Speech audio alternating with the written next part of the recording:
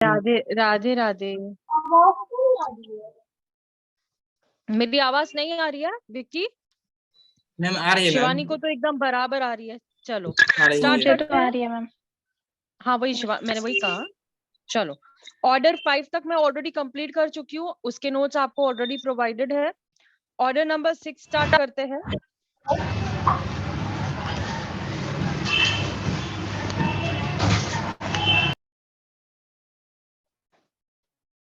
Order number 6 start करते हैं, जिसमें रूल्स जो है वो 1 to 18 रूल्स है।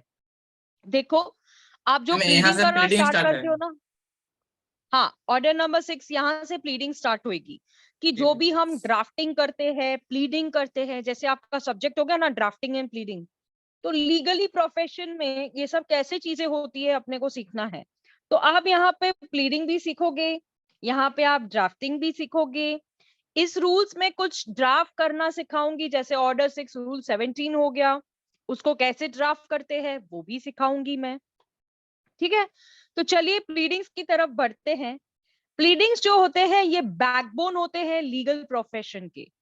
अब रीढ़ की हड्डी जो होती है ना, जिसको अपन कहते हैं कि लीगल प्रोफेशन, जिसको हम लोग यहाँ पे सीख रहे हैं, और कोई भी ये नहीं बोल सकता कि उन्हें लॉ सब आता है, ऐसा बिल्कुल भी नहीं है। ये एक फाउंडेशन है जो जहां पर अपना केस लेकर पार्टी खड़ी होती है, यहां से अपनी शुरुआत होती है।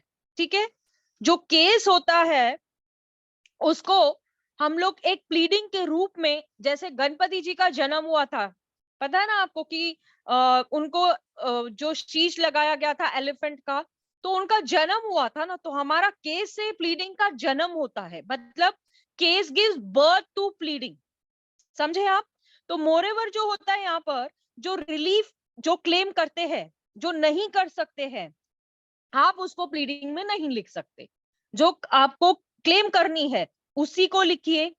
इममटीरियल गंदी बातें, वेग जो कि संबंध ही नहीं रखती है, एम्बिगियस मैटर यानी कि चीजों को गंदा करना, ये सारी चीजों को अवॉइड करना चाहिए प्लीडिंग में, और प्रॉपर्ली फ्रेम करना चाहिए।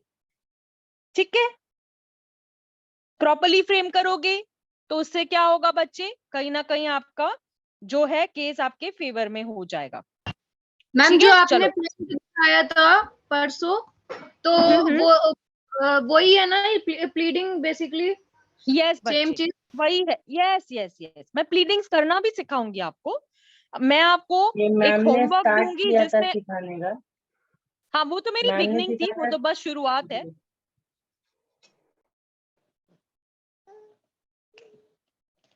ठीक है, प्लीडिंग्स वो होती है जो मटेरियल होती है, जिसमें आप फैक्ट्स की जो जो चीजें हैं नेसेसरी है उसको प्लीडिंग के रूप में जन्म देना, और कॉज लिखना, और अपना डिफेंस रखना जो कि जुडिशियल प्रोसीडिंग्स में होते हैं। उसमें एलिगेशंस, इल्जाम, काउंटर एलिगेशंस, यानी कि उनके ऊपर जो सामने वाला आपके ऊपर काउंटर एलिगेशंस करता है, जो कि एक पार्टी बोलती है हाँ हाँ ऐसा है, दूसरी पार्टी बोलती है नहीं नहीं ऐसा बिल्कुल भी नहीं है। ठीक है, तो एथमोलॉजिकली इसका मतलब क्या होता है कि ऐसी फॉर्मल स्टेटमेंट जो कि एक कॉज ऑफ एक्शन के रूप में, जो कि आप डिफेंस करते हो, जो आपका केस है वादी के रूप में, क्योंकि आप एक वादी के रूप में ही डिफेंड करने आते हो। कहीं ना कहीं आपको जो चीज चाहिए कोर्ट से, या आपको किसी चीज की ऐसे जरूरत है, तो आप इसीलिए ही तो कोर्ट में जाते हो ना। तो अकॉर्डिंग टू मोगा, ये इसने डिफाइन किया है प्लीडिंग्स को कि प्लीडिंग्स ऐसी स्टेटमेंट होती है जिसे लिखकर फाइल की जाती है, उस पार्टी का केस होता है जिसमें वो चीजों को कंटेंट करता है, बताने की कोशिश करता है, उसके ऊपर ट्रायल चलता है, जिसके डिटेल्स सामने वाली पार्टी, जिसको ओपोनेंट भी कहते हैं, जिसको डिफेंडेंट भी कहते हैं, और डिफेंडेंट को कहा जाता है कि आप अपने आंसर को प्रिपेयर करके आइए, ये आपका क्वेश्चन पेपर है, आप अपने सवालों के जवाब को प्रिपेयर करके लाइए। ठीक है, ये एक सेकेंड। मोहा कौन था? मोहा ज्यूट्स थे।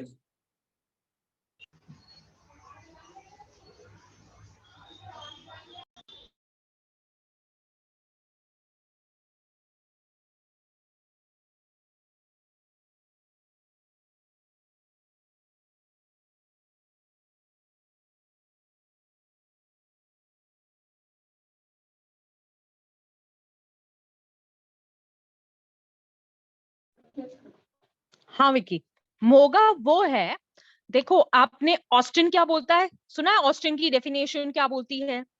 पढ़ा है ना अपन ने। तो इसी तरह से जो ये लोग आपको कहीं ना कहीं समझाने की कोशिश करते हैं कि प्लीडिंग्स होता क्या है, ठीक है?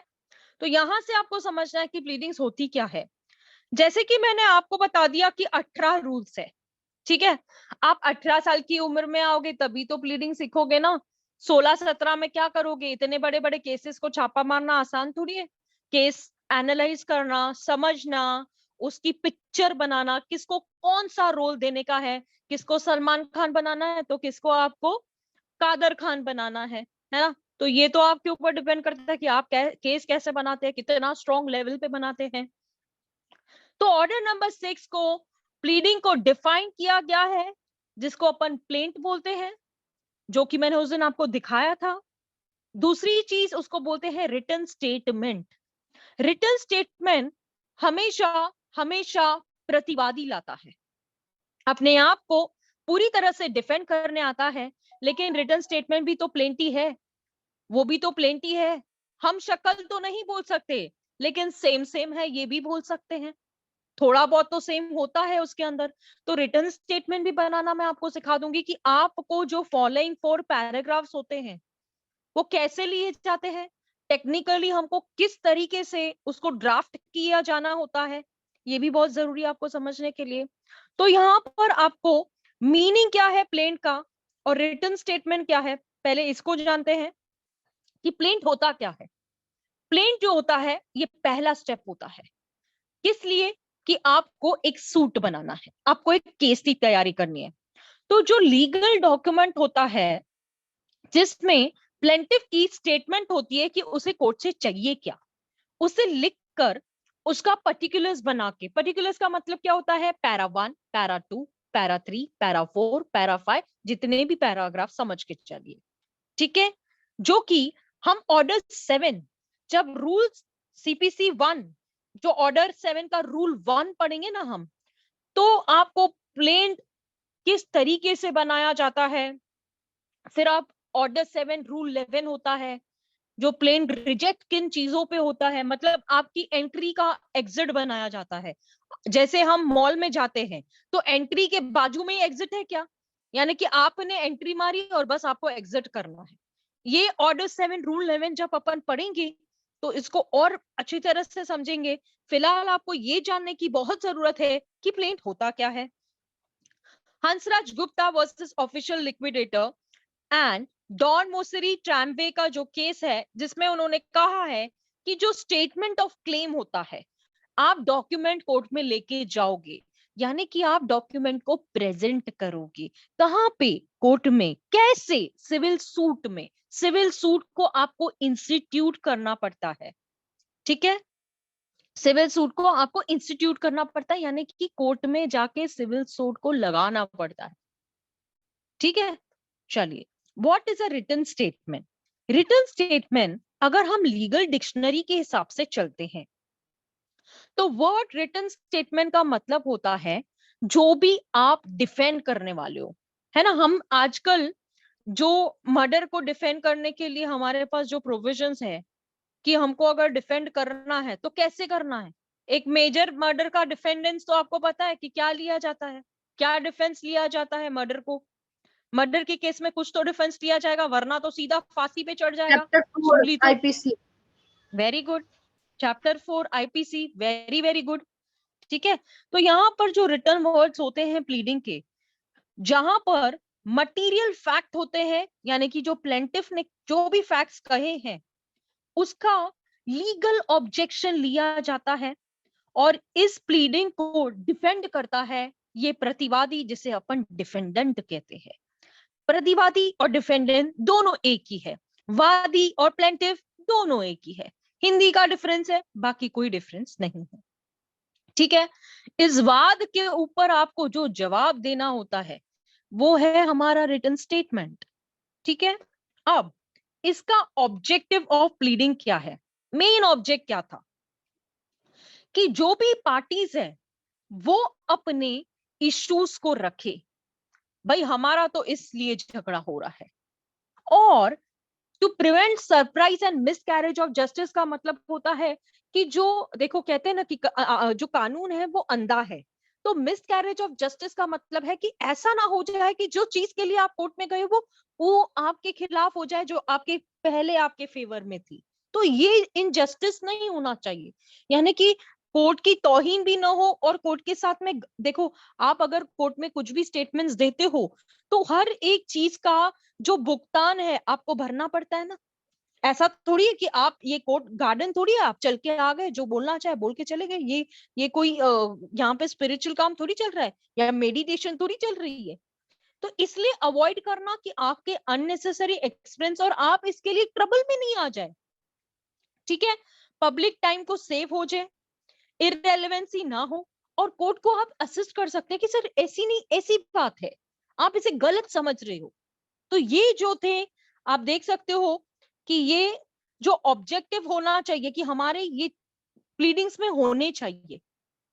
ठीक है, ये हमारे ऑब्जेक्टिव होने चाहिए प्लीडिंग्स के अंदर, समझ गए आप? क्लियर हुआ बच्चे? किधर कोई प्रॉब्लम? ऑब्जेक्टिव ऑफ प्लीडिंग में कोई भी प्रॉब्लम? आप इसको पढ़ेंगे ना आपको यूं मैम। याद आ जाएगा यूं, और कहीं ना कहीं इसी नोट्स को छापा मारना आप। ठीक है, अब ये वेरी इंपॉर्टेंट है, इसको मैंने गोल्ड में इसलिए लिखा है क्योंकि ये गोल्डन रूल है। ऑर्डर 6 का गोल्डन रूल ये है कि ऑर्डर 6 सीपीसी जो डील करता है प्लीडिंग्स को, रूल नंबर 1 जो है वो डिफाइन करता है प्लीडिंग्स क्या है। जैसे हमने ऊपर आपने मुझे पूछा कि ये बंदा कौन है जिसने डिफाइन किया है, तो इसी तरीके से जो रूल 1 है वो डिफाइन करता है कि भैया प्लीडिंग होती क्या है। अब रूल 2 क्या बोलता है? रूल 2 बोलता है कि जो फंडामेंटल प्रिंसिपल्स है लॉ में, प्रिंसिपल्स तो बने हुए होते हैं, ऐसा तो नहीं होगा। एक ही सेकंड ना, मुझे अर्जेंट कोई कॉल कर रहा है, एक ही सेकंड ना।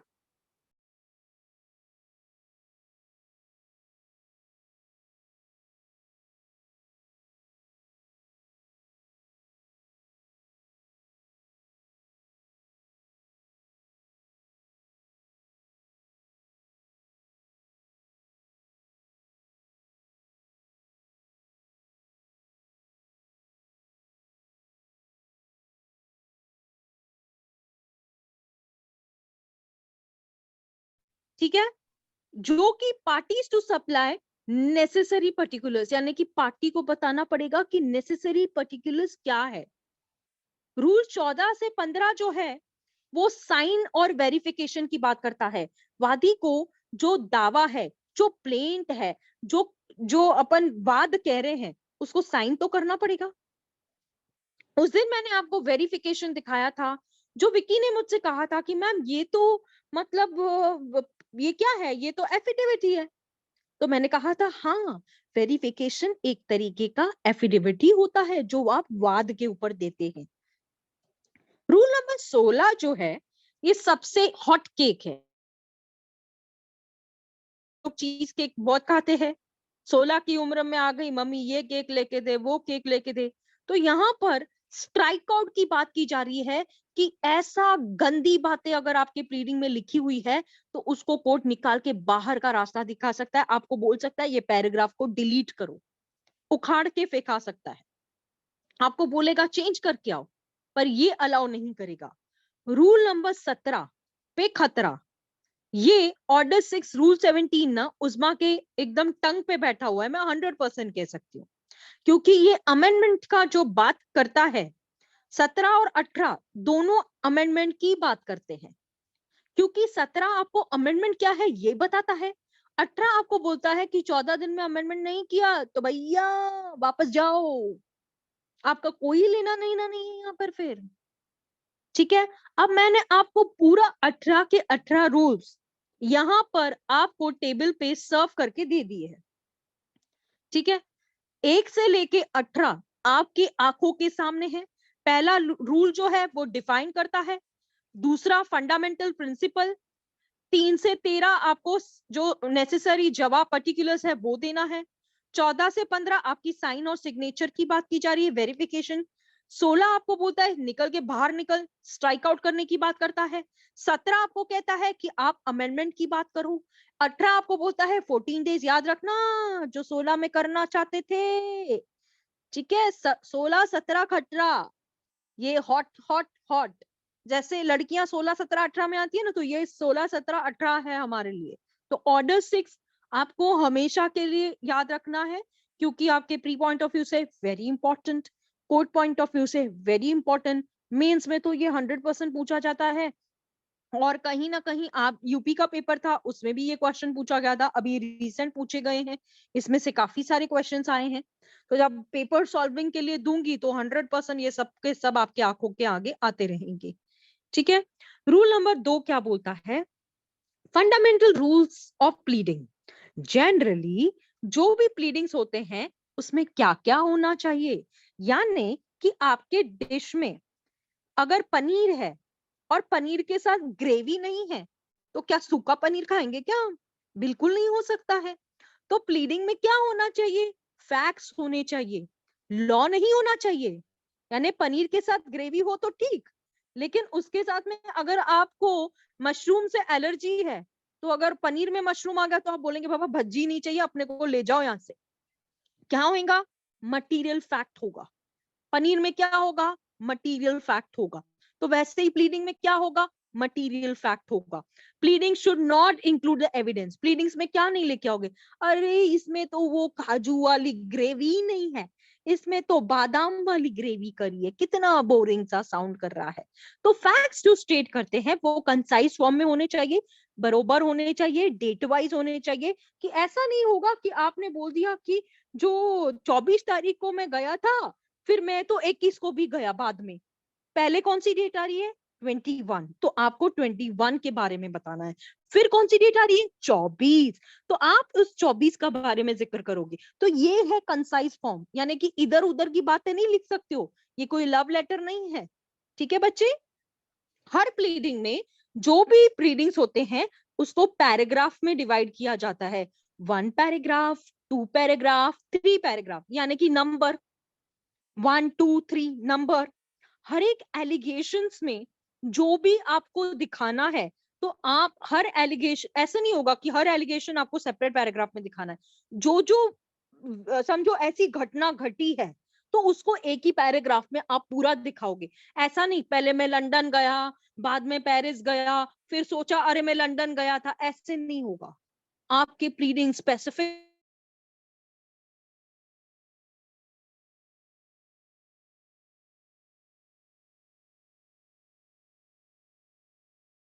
है, यू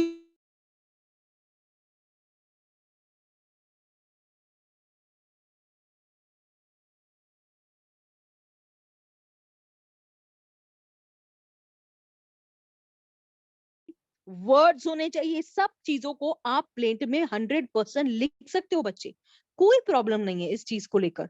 तो इसको डिस्कस करेंगे, 1 बाय 1 अपन डिस्कस करते हैं। शिवानी आपको समझ रहा है बच्चे? Yes ma'am.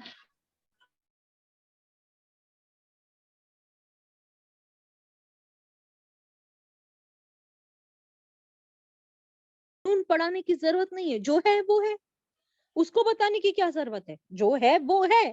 तो प्लीडिंग में आप सिर्फ फैक्ट्स लिखोगे, तो इसमें 2 टाइप के फैक्ट्स होते हैं, फैक्टम प्रोबेंडा,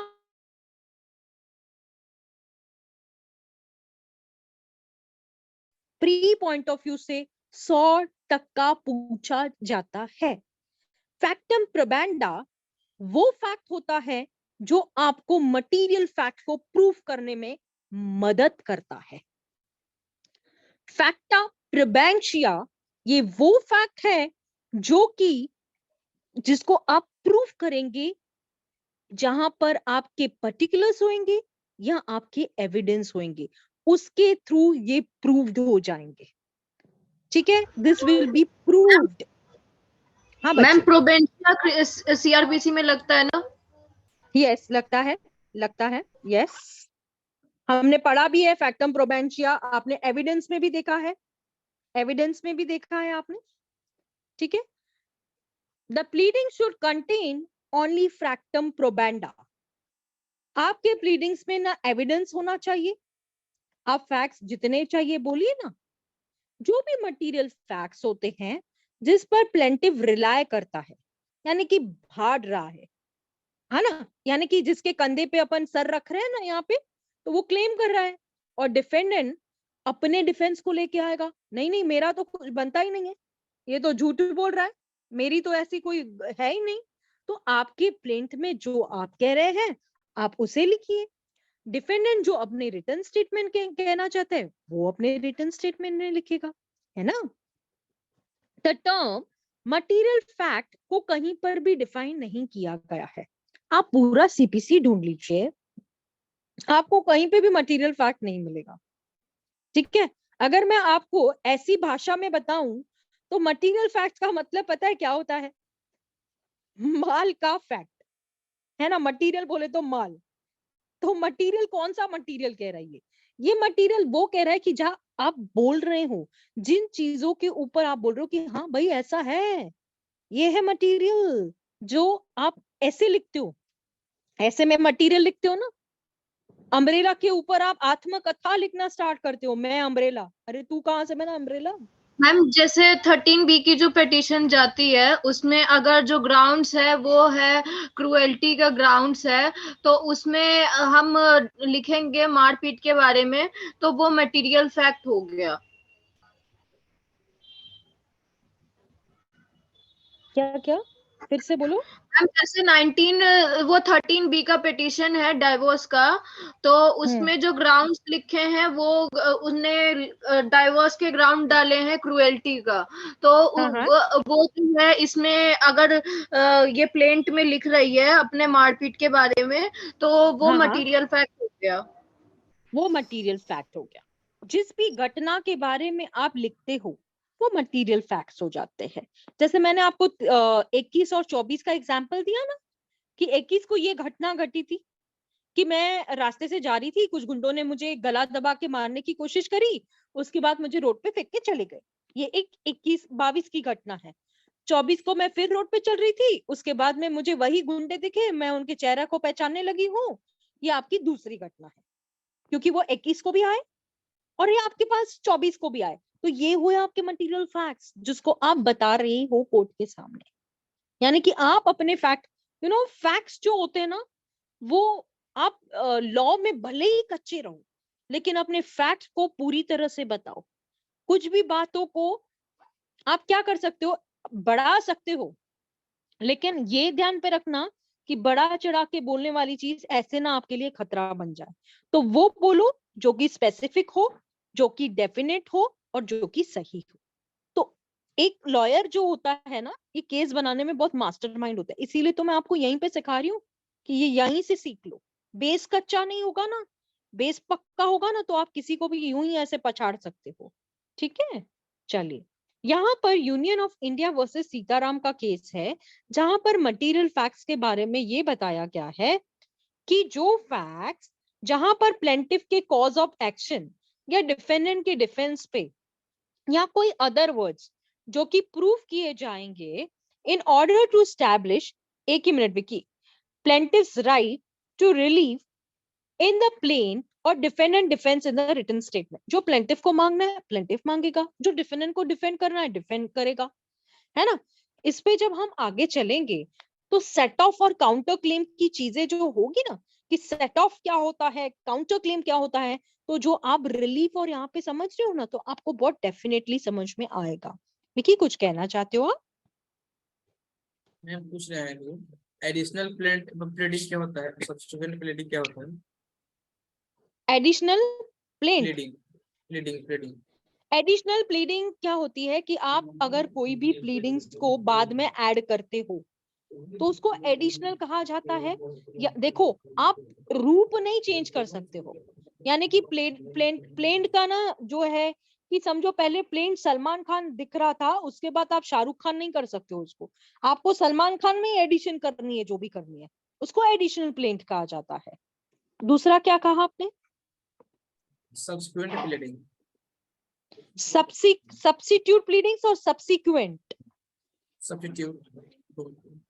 सब्स्टिट्यूट, जब ऑर्डर 6 रूल 17 की भाषा लिखी जाती है ना, तो आप प्लेंट को सब्स्टिट्यूशन करने स्टार्ट करते हो, कि कुछ आप माइनस करते हो और उसके जगह पे सब्स्टिट्यूट करते हो।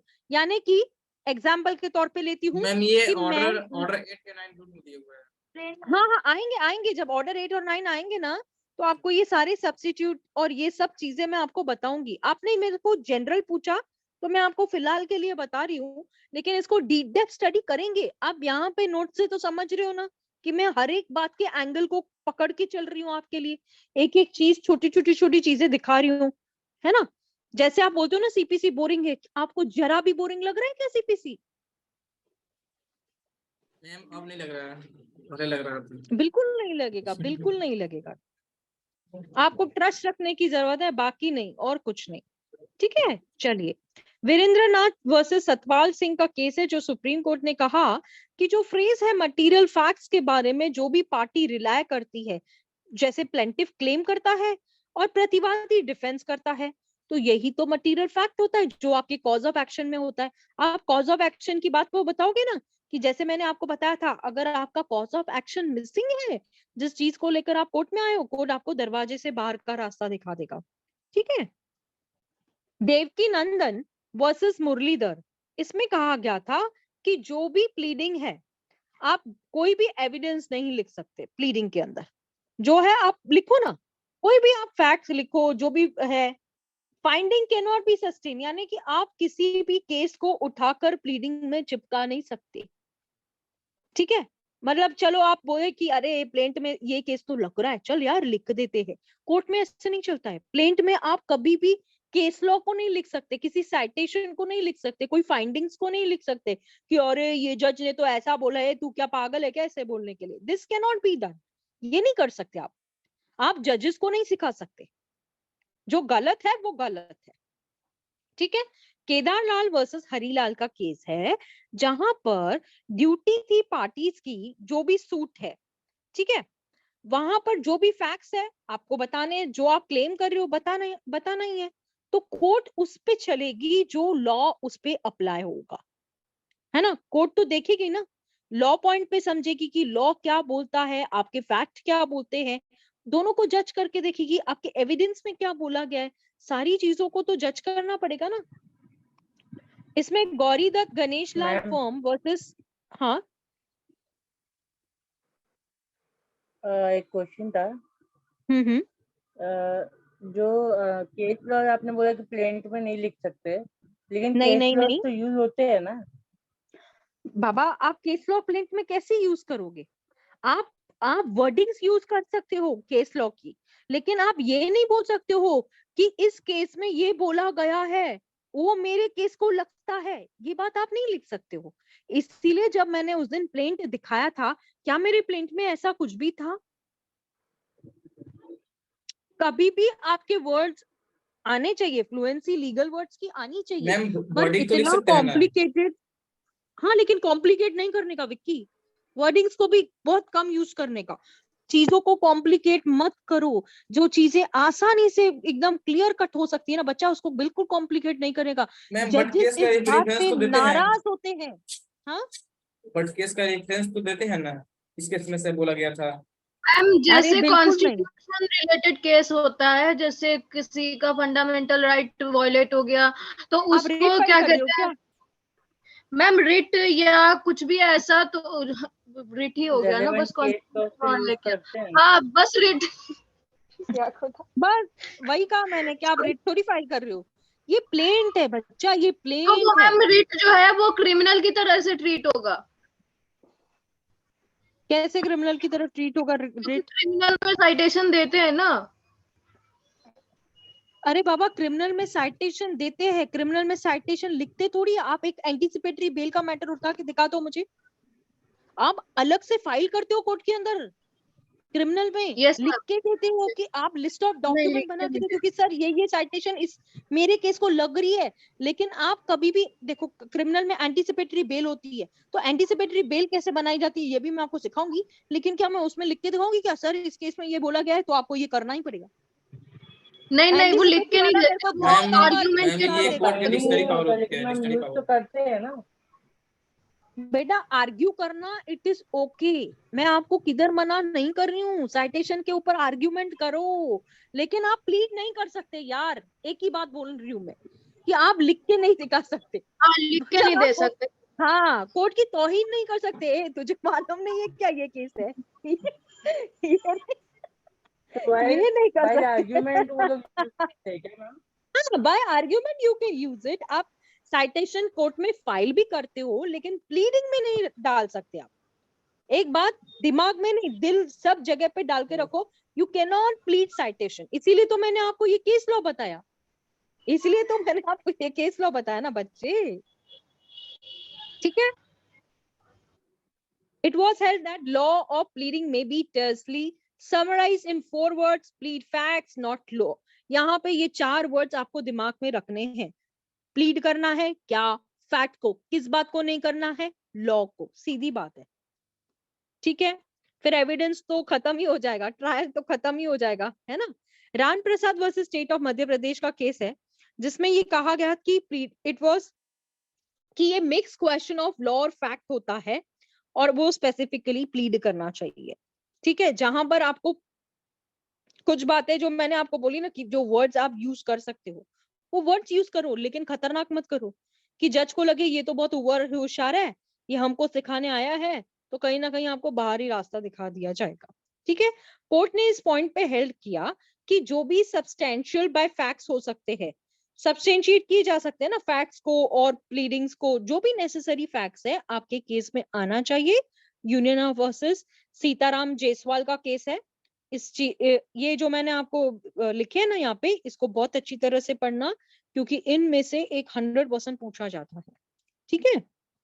रूल नंबर 3 जो कि पर्टिकुलर फॉर्म ऑफ वर्ड्स की बात कर रहा है। 1 मिनट क्लोज मत करो, मैं 3 कंप्लीट कर रही हूँ क्योंकि 1 ही मिनट बचा है, मुझे पता है।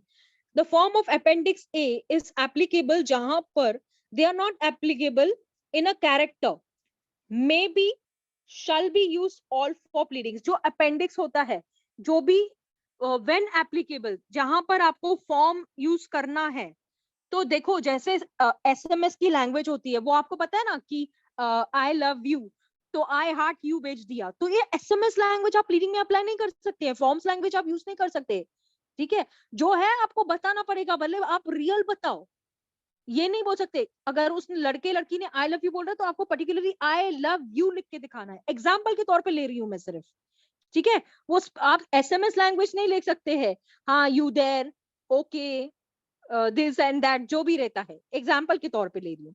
तो ये फॉर्म्स ऑफ प्लीडिंग की बात की जा रही है कि आप अपने प्लीडिंग्स में पूरे फॉर्म्स लिखोगे, जो कैरेक्टर है उस चीज को लिखाओगे। ऐसा नहीं होगा भाई ओके शल टाटा बाय बाय, ये सब नहीं आएगा, ठीक है? ओके, अब रूल 3 तक अपना कंप्लीट हो चुका है, आगे करेंगे बिल्कुल, ठीक है? तो फिर से ज्वाइन करते हैं, 9 बजे तक अपना क्लास खत्म हो जाएगा, ठीक है? चलिए फिर से ज्वाइन करते हैं, एंड कीजिए भले।